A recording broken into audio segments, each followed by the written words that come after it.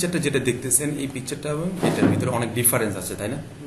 আর এই পিকচারটা কিভাবে তৈরি করবো, এটাকে যদি আমরা, এটা শুধু অনলি কালার করা হয়েছে, তাই না?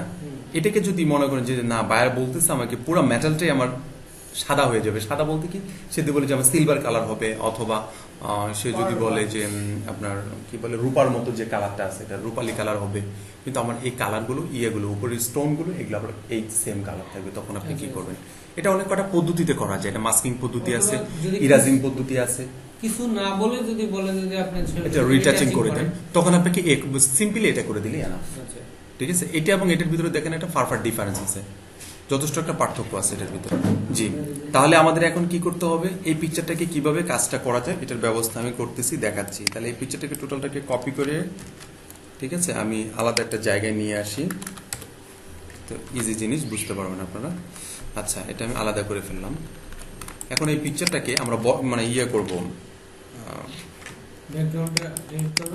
ব্যাকগ্রাউন্ডটা রিমুভ করবো। তাই পুরোটা আমার ব্যাকগ্রাউন্ড রিমুভ করার দরকার নাই, আমি জাস্ট এখান থেকে রিমুভ করি, তাহলে আমাদের কাজটা একটু অনেকটা কি হবে। এই কাটাকাটিটা তো আপনারা বুঝেন, যারা পুরনো আছেন, ঠিক আছে, ইজিলি বুঝবেন, আর যারা নতুন আছেন তাদের ব্যবস্থা হবে আলাদাভাবে। যে সমস্ত ইমেজে কিছুই বোঝা যায় না, যে একদম ব্যাকগ্রাউন্ডের সাথে মিশে গেছে, জি, এটার কিছু বুদ্ধি আছে, একটু ভিতরের দিকে ঢুকে দিলে কি সমস্যা আছে? ওটা কোনো ফ্যাক্ট না, বললাম না আমি, পাতের ক্ষেত্রে প্রবলেম, কিন্তু আপনার ব্যাকগ্রাউন্ড রিমুভের ক্ষেত্রে, ইরাজিং এর ক্ষেত্রে এটা কোনো ফ্যাক্ট না। আপনারা একটা জিনিস মনে করেন যে নাই ডিলিট করেই ফেলছেন একান্ত, এটা কোনো সমস্যাই না, বুঝতে পারছেন? তবে এমনটা সমস্যা করা যাবে না যে মনে করেন যে আপনাকে একজন মাথার চুল কাটতে দিয়েছে, এমনটা নয় যে চুল কাটি নাড়িয়ে করে দিয়েছেন, তা কিন্তু হবে না, আবার তাহলে হবে না। এটা ডিলিট করলাম। আচ্ছা, আমরা কোনটা নিয়ে এসেছি, এটা নিয়ে এসেছি, তাই না? এটা ডিলিট করলাম।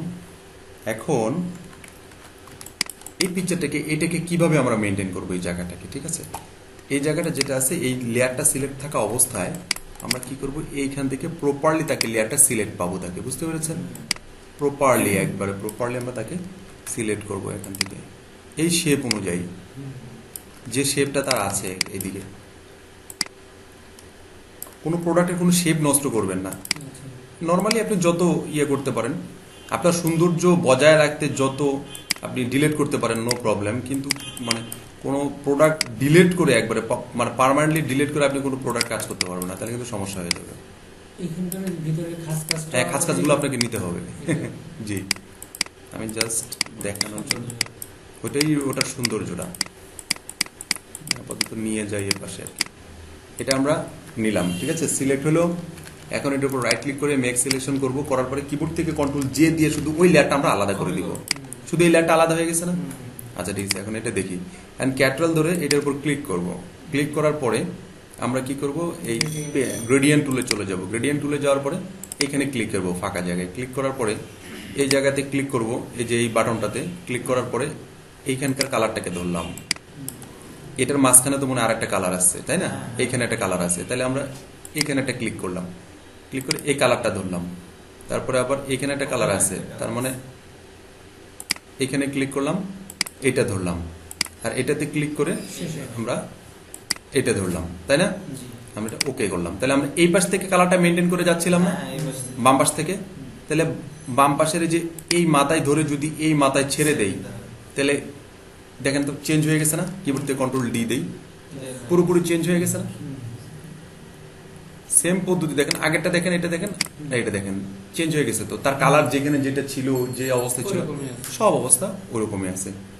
এখন সেম পদ্ধতিতে যদি আপনার এই সাইডগুলো যদি আপনি করতে চান, আমি মুভ টুলটা সিলেক্ট করি, তাহলে বুঝে যাবে। যদি এইগুলো যদি আপনার স্টিল থাকতো ওইরকম, আপনি সেম পদ্ধতি এই পাশে অবলম্বন করতে পারতেন, তাহলে প্রপারলি কাজটা হইতো, ঠিক আছে? এটা গেল একটা পদ্ধতি। এখন কিবোর্ড থেকে কন্ট্রোল ই দিয়ে আমি অ্যাটাচ করে দিই, একখানে করে দিলাম, এটা একটা পদ্ধতি গেল, মার্জ করে দিলাম।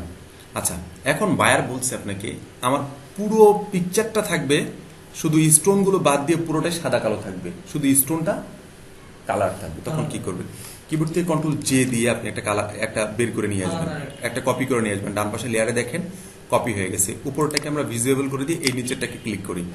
ক্লিক করে কিবোর্ড থেকে কন্ট্রোল ইউ চাপ দেব, ঠিক আছে? এটা চাপ দিয়ে কি করবো, এটা এই পাশে নিয়ে আসবো, যে মানে সিচুয়েশন যেটা আছে না, একবার বাম পাশে ঠেকায় দেবো। ঠেকায় দিলে সাদা কালো হয়ে গেছে না? আচ্ছা, ওকে করে দিলাম। ওকে করে দেওয়ার পরে এটা কিন্তু আমরা আরেকটা পদ্ধতিতে করতে পারবো। এটা খুব ইজি পদ্ধতি, যেটা আপনার মনে থাকবে খুব সহজে। আচ্ছা ঠিক স্যার, মাস্কিং একটা পদ্ধতি আছে, ওটা আলাদা পদ্ধতি। আপনার যখন অ্যাডভান্স লেভেলে চলে যাবো তখন ওটা দেখাবো না। আচ্ছা একটা মাস্কিং পদ্ধতি দেখালে বিভিন্নভাবে পারবেন। এটা দিলাম, তো এখন এটা আবার কালার হয়ে গেল না? আচ্ছা ঠিক আছে, তাহলে এই কালারটাকে আমরা নিচে নিয়ে আসি। সাদা কালোটা উপরে চলে আসছে না? হ্যাঁ এখন আমরা কি করব, এইটাতে রাইট ক্লিক করে ইরাজিং টুলে চলে যাব। ঠিক আছে, ইরাজার টুলে গিয়ে কি করব, আমরা 100% সিলেক্ট করব, মানে 100% অপাসিটিটা নিব যে এখান থেকে। ঠিক আছে, হ্যাঁ। করার পরে এখন জাস্ট খালি স্টোনগুলো আছে না, স্টোনগুলোর উপর যদি আমরা এসে যদি এভাবে ক্লিক করি, ঠিক আছে, স্টোনগুলোর উপর যদি ক্লিক করি তাহলে স্টোনগুলো কি কালার চলে আসছে না? কিন্তু এটা দিয়ে আমাকে স্টোনের বাইরেও যাচ্ছে না কালারটা। না, স্টোনের বাইরে যাবে কেন আপনার? তাহলে স্টোনগুলো পাত করে নেবেন।